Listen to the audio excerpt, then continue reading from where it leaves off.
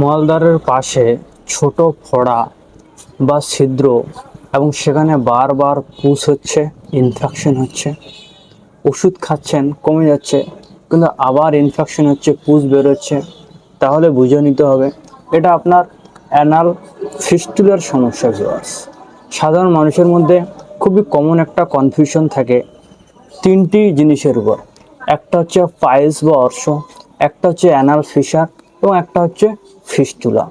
এই তিনটি যখন হয়, তিনটির মধ্যে যে কোনো একটা যখন কোনো রোগীর মধ্যে হয় বা সাধারণ মানুষের মধ্যে হয় বা অনেক ডাক্তাররা যাদের একটু জ্ঞান কম আছে, জুনিয়র ডাক্তাররা বা শুরু যারা চিকিৎসা করছে, তাদের একটা কনফিউশন হয়ে যায় ডায়াগনোসিস করতে, যেটা অ্যানাল ফিস্টুলা হয়েছে নাকি অ্যানাল ফিশার হয়েছে নাকি পাইলস হয়েছে। তো এটা তফাৎ বোঝার জন্য সিম্পলি একটা কথা মাথায় রাখতে হবে, যদি পাইলস হয় বা অর্শ হয়, একটা ব্লিডিং হবে, তাজা রক্তের ব্লিডিং হয় এবং পায়খানার ভিতর দ্বার থেকে কিছু মাংসপিণ্ড বের হয়ে আসবে, পায়খানার দ্বার বের হয়ে আসতে পারে। এটা একটা কমন সিমটমস পাইলসের। ফিশারের মধ্যে কি দেখা যায়, পায়খানার যে দ্বারটা আছে সেই দ্বারটা ফেটে ফেটে যায় এবং সেখান থেকে রক্ত হয় এবং প্রচণ্ড জ্বালা যন্ত্রণা হয়।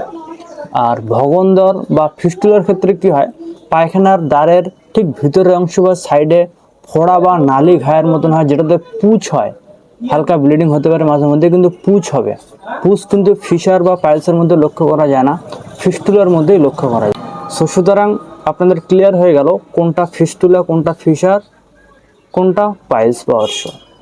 তো আমি আজকে এই ভিডিওতে ফিস্টুলার ব্যাপারে জানকারি দেবো, এর সাধারণত কারণ কি, এর সাইন অ্যান্ড সিমটমস লক্ষণ কি, এবং কিছু হোমিওপ্যাথিক মেডিসিনসের কথা শেয়ার করবো এবং কম্বিনেশন একটা মেডিসিন শেয়ার করব, যে মেডিসিনগুলি আমি সাধারণত প্রেসক্রাইব করে থাকি এবং মোটামুটি আশাপূর্ণ রেজাল্টস পাওয়া যায় অ্যাজ এ জেনারেল ট্রিটমেন্ট। যদি 100টা পেশেন্টসকে মেডিসিনগুলি দেওয়া হয়, মোটামুটি 70-75টা পেশেন্টস ঠিক হয়ে যায় শুধুমাত্র এই মেডিসিনের মধ্যে।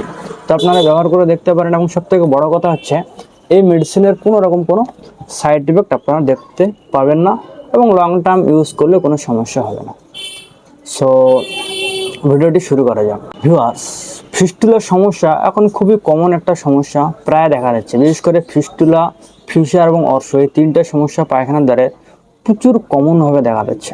এর কারণ লাইফস্টাইল। বিশেষ করে ফিস্টুলা হওয়ার যে কারণ সেটা হচ্ছে র্যাকটালের মধ্যে যদি ইনফেকশনস হয়, বারবার একটা ইনফেকশনসের হওয়ার প্রবণতা থাকে, যদি আপনার ডায়াবেটিসের সমস্যা থাকে বা কোনো অপারেশন করা হয়েছিল র্যাকটালের কোনো রোগের কারণে, বা এর আগে ফোড়া হয়েছিল সেটা অপারেশন করা হয়েছিল, বা পাইলস হয়েছিল সেটা অপারেশন করা হয়েছিল, বিভিন্ন কারণে কাট লাগার কারণেও এই ধরনের সমস্যা দেখা দিতে পারে। জেনেটিকভাবে দেখা দিতে পারে, যদি আপনার বংশের মধ্যে, ফ্যামিলির মধ্যে কারো এই ধরনের কোনো ইস্যু থাকে, সেক্ষেত্রে আপনার ফিস্টুলা হওয়ার চান্স থেকে যায়। এর সাইন অ্যান্ড সিমটমস লক্ষণ আপনারা কি বুঝতে পারবেন, শুরুতেই বলে দিয়েছি, আলাদা করে বলার কিছু নেই। পুষ বের হবে, বারবার ফোড়া হবে, সেখান থেকে পুষ বের হবে, প্রচণ্ড দুর্গন্ধযুক্ত পুষ হতে পারে, তার সাথে হালকা জ্বালা যন্ত্রণা থাকতে পারে, মাঝে মধ্যে ব্লিডিং হতে পারে। তবে পুষ ফোড়া এটা হচ্ছে একটা common symptoms of fistula. So এটা সিমটমস, সাইন অ্যান্ড সিমটমস আলাদা করে বলার কিছুই নেই, তফাৎ আমি শুরুতেই বলে দিয়েছি। এখন মেন টপিকে আসি, এর ট্রিটমেন্ট কি চিকিৎসা আপনাদের নিতে হবে। আপনারা তো অনেক ধরনের চিকিৎসা নিয়েছেন, ঠিক হচ্ছে, আবার রিকারেন্ট হচ্ছে, বারবার হচ্ছে, সেক্ষেত্রে আপনারা এই ওষুধগুলি ব্যবহার করে দেখতে পারেন। এবং আরেকটা জিনিস বলে রাখি, হোমিওপ্যাথিক চিকিৎসা মেন যে চিকিৎসা সেটা হচ্ছে কনস্টিটিউশনাল ট্রিটমেন্ট। রোগী ভিত্তিক আলাদা আলাদা মেডিসিন হয়, যদি সেই চিকিৎসা আপনারা নিতে চান। কেমন, একটা রোগীর মেন্টাল সিমটমস, তার ফিজিক্যাল সিমটমস, তার রাগ কেমন, ডিজায়ার, অ্যাভারশনস, পায়খানা কেমন, সমস্ত লক্ষণ নিয়ে কনস্টিটিউশনাল সিঙ্গেল মেডিসিন প্রেসক্রাইব করতে হয়। একটা সিঙ্গেল মেডিসিনের প্রেসক্রাইবের মাধ্যমে যতই জটিল পুরনো রোগ হোক না কেন পার্মানেন্ট ঠিক হয়ে যায়। তবে ভিডিওতে তো আর কনস্টিটিউশনাল ট্রিটমেন্ট বলা সম্ভব নয়, কারণ রোগী ভিত্তিক আলাদা আলাদা হয়ে যায়। তবে জেনারেল মেডিসিন আমি সাধারণত রোগীর চাপ থাকলে, ব্যস্ত থাকলে এই মেডিসিনগুলি প্রেসক্রাইব করে থাকি, জেনারেল মেডিসিন, এবং এই মেডিসিনগুলি আশ্বাসস্বরূপ আপনারা রেজাল্ট পাবেন এবং আমি পাচ্ছি। বললাম শুরুতে, শতকরা 100% দিলে 70-75% লোক ঠিক হয়ে যায় এই মেডিসিনের মাধ্যমে। তবুও বাই চান্স কারো যদি ঠিক না হয়, কারণ একটা ওষুধে তো আর সবার রোগ সারতে পারে না, কারণ রোগের মেটাবলিজম আলাদা, শরীরের কারো ইমিউন সিস্টেম আলাদা, কারো রোগের প্রকোপ আলাদা হয়, বিভিন্ন মানুষের বিভিন্ন অ্যাঙ্গেল হয়। একটা কফ সিরাপ একজনের কাশি ঠিক হয়ে যাচ্ছে, ঠিক একই কাশির জন্য একই কফ সিরাপ অন্যজনের ঠিক হচ্ছে না। তো এই ভিডিওতে জেনারেল মেডিসিনগুলো যেগুলো বলছি আপনারা ব্যবহার করে দেখতে পারেন, আশাস্বরূপ আপনার রেজাল্ট হবে। যদি বাইসেন্স না ঠিক হয়, সেক্ষেত্রে হোমিওপ্যাথিতে কনস্টিটিউশনাল ট্রিটমেন্ট করতে হবে। সো সবার আগে যে মেডিসিনটা আপনাদের ইউজ করতে হবে সেটা হচ্ছে একটা খুবই বিশ্বস্ত ব্র্যান্ড, ভালো কোম্পানির, নিউল্যাব কোম্পানির একটা পেটেন্ট গ্রুপের মেডিসিন। সেটা হচ্ছে NL17। আমি স্ক্রিনে ছবি লাগিয়ে দেবো। NL17 ফিস্টুলার জন্যই এটি বানানো হয়েছে। ফিস্টুলা ড্রপ, যে কোনো ধরনের ফিস্টুলা, চাই পুশ হয়ে গেছে বা পুশ হয়নি, প্রচুর জ্বালা যন্ত্রণা হচ্ছে বা হালকা ব্লিডিং হচ্ছে, সবই কন্ডিশনে যে কোনো ধরনের ফিস্টুলার জন্য এটি চোখ বন্ধ করে ব্যবহার করা যায়।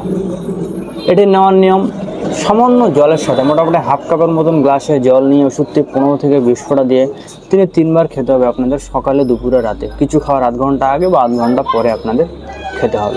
2 নম্বর যে মেডিসিনটি আপনার নিয়ে আসতে হবে সেটা হেপারসাল।